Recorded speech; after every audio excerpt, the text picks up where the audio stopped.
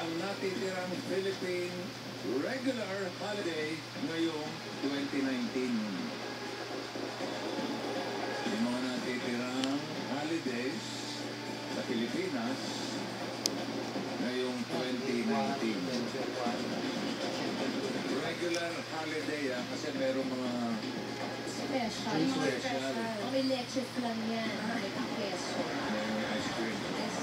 Special non-working holiday. Hindi yun. Ang kailangan, regular holiday.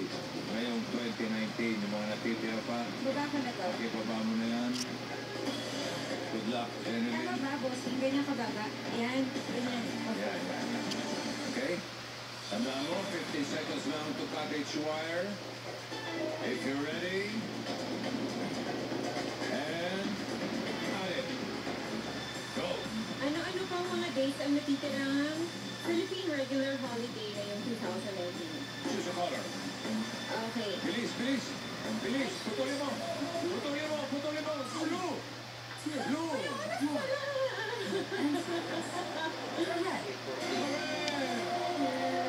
May 1, Labor Day. Labor Day. Labor Day. Galing, ha? Ano ba? Pinapalit. Kailangan pa na mabilis. Kami nininervous sa'yo eh. 50 seconds lang yan. Okay? Next choice. Next answer, Jerilyn.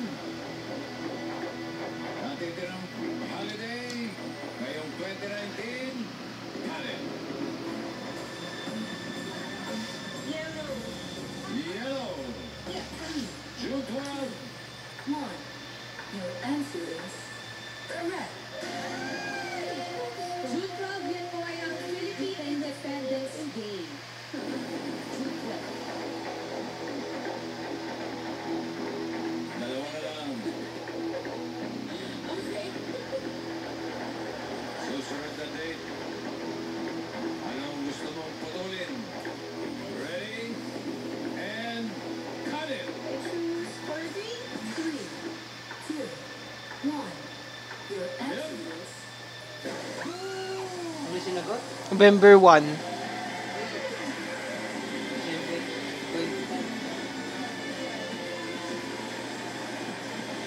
Jerilyn!